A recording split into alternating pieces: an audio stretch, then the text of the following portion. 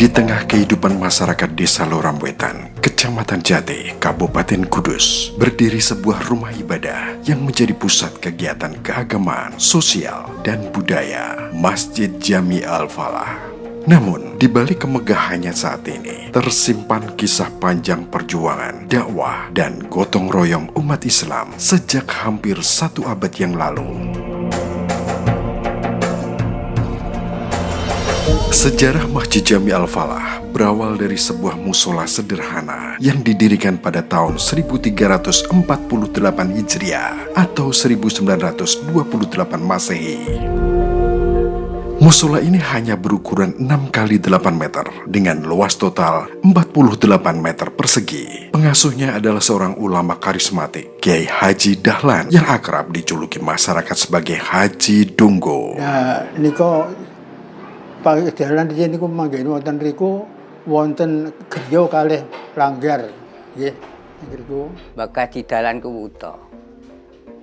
Turune ditegaken ning napa niku jambak niku wong Bragen niki. Tiyang nggih sae nggih zaman niku kan anten sedha. Mboten seneng turune arek kene kreng dikawur ta napa niku. Haji Dahlan adalah seorang tokoh, seorang ulama yang mengawali berdirinya musola yang ada di Desa Loramwetan.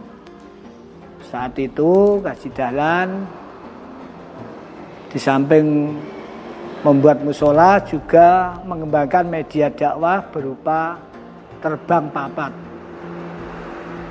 Kemudian Haji Dahlan sebagian besar masyarakat memberikan nama Kaji Dunggo. Nama Dunggo itu diambil dari ada 2 versi. Yang pertama, Haji Dahlan seorang perajin timba yang dari bahan baku gesulo itu. Terus satu sisi ada yang Haji Dahlan seorang penerbang, terbang papat. Yang dari kejauhan, zaman dulu kan belum ada sound system. Kita dari jauh suaranya dunggu-dunggu itu. Kiai Haji Dahlan tidak sendiri. Beliau dibantu tokoh-tokoh Islam seperti Ahmad Rabu, Rajimin, Karyani, dan Sidik, serta kader muda seperti Haji Abdul Qadir, Haji Bajuri, Ahmad Thoyib, dan banyak lainnya. Bahkan para remaja seperti Nur Hamid, Munaji, Mukri, dan Yasin ikut terlibat dalam dakwah ini.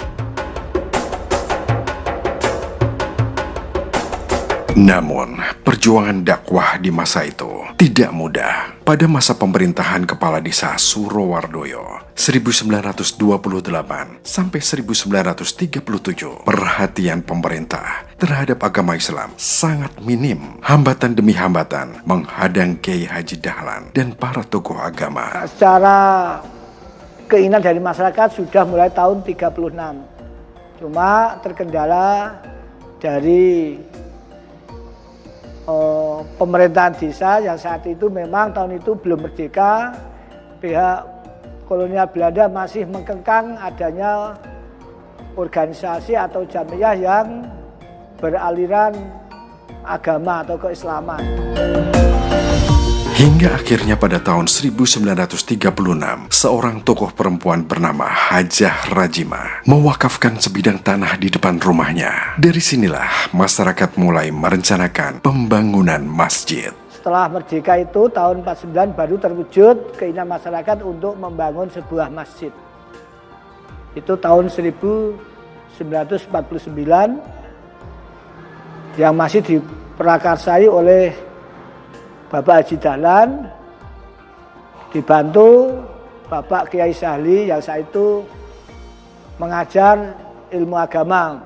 Bapak Kiai Sahli niku ketinggal kemajengipun.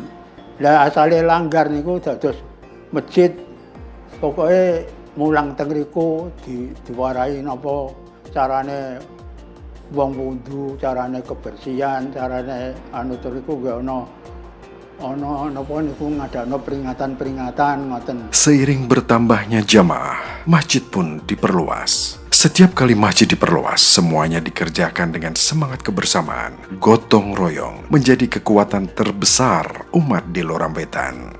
Yang ini foto nggih foto. kali sing gadah. Mulai iku watak anu niku kaya iku deling kok, bambu niku kok. Pokoke sak guyub kaya kados pundi semangat ngoten. Niku di wonten napa semangat didamel masjid ngoten. Tahun 36 ada tambahan dari Bapak Haji Qadir seluas 20 meter. Terus tahun 49 ada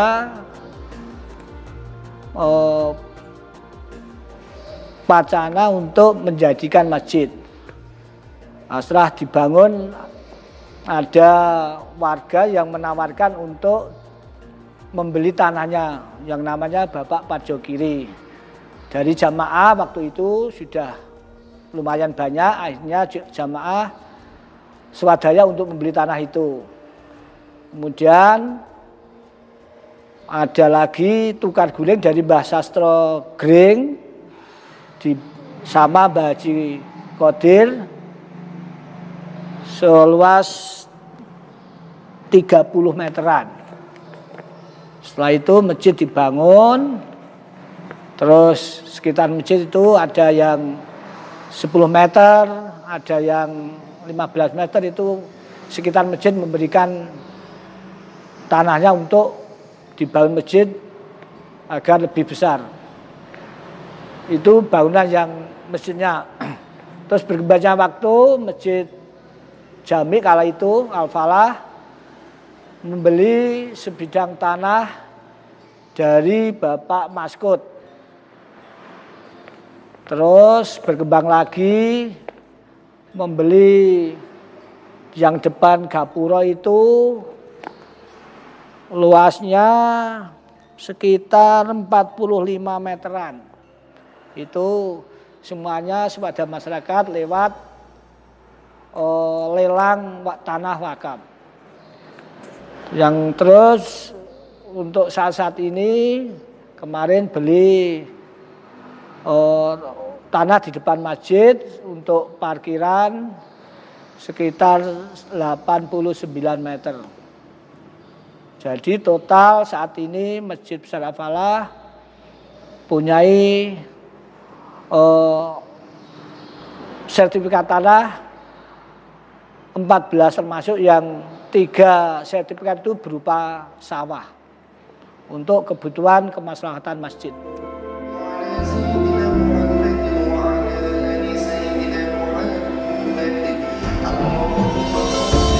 Pada tahun 1977, masjid ini resmi diberi nama Masjid Jami Al-Falah, nama yang diberikan oleh Kiai Haji Ahmad Basir dari Jekulo. Masjid ini menjadi pusat kejayaan umat Islam di Lorambetan. Ya ana sing ngusul, ana sing kon ngedekno jenekno Masjid Baitur Rahman. Waktu niku Baitur Rahman anyar-anyarane, Pak. Tahun 71 ya itu anyarane. Ana sing ngunekno Baitur Rahim. Lajeng kula usul ngene lho, Pak, nek ape gawe jengen. Kejaba jengen niku wis ditakokno karo kiai. Ya kudu mengandung sethik berahku sejarah sing diamalno ngono nalika mbangun masjid. Piye cara kowe piye? Nek cara aku tak wae jengen Al-Falah. Dadi etok-etok kaya wong pinter lho, Pak. Gak ngerti aku wis teko Surabaya wis ngerti. Nah, Al-Falah artinya apa? Al-Falah ku bejo. Sampean ndadani masjid do ditinggal pengurusnya, do ditinggal sesepuhe ning masjide tetep dadi ngono. Iku termasuk bejo. Lah jengen telu iki nek disepakati engko takono kiai sing biasane do diparani ku kiai sapa. Nokono kok critakno asal usule tak jenengno ngene iku ngene, jenengno ngene iku ngene. Lah wekdal niku ditangkletake Mbah Basir, Pak, Jekulo. Sareng ditangkletke, diceritakno sejarahe. Delala sing dipilih niku Al-Falah.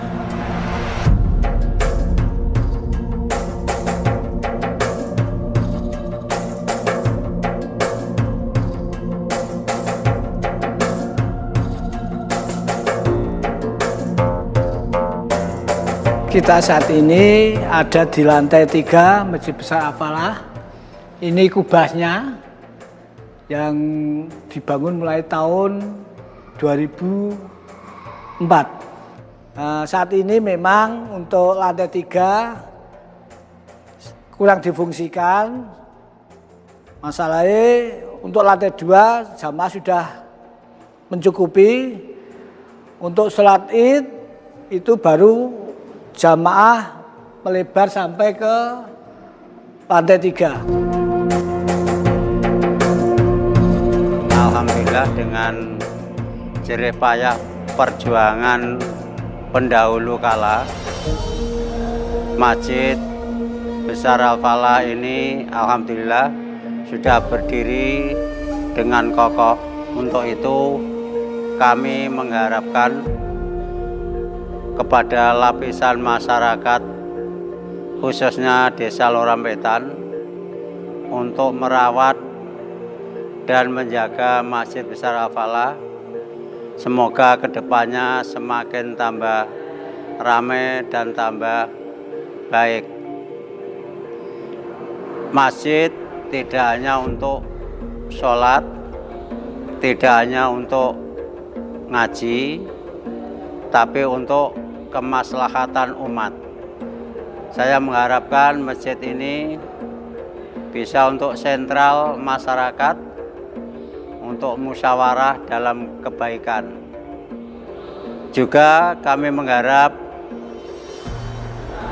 masjid bisa untuk pusat informasi.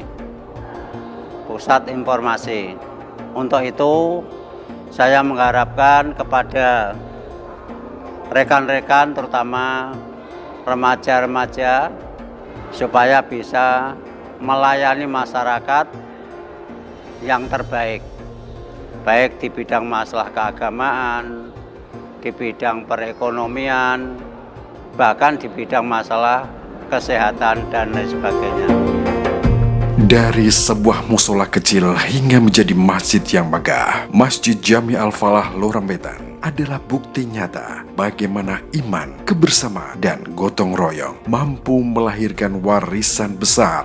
Inilah jejak perjuangan para ulama dan masyarakat desa, warisan suci untuk generasi mendatang.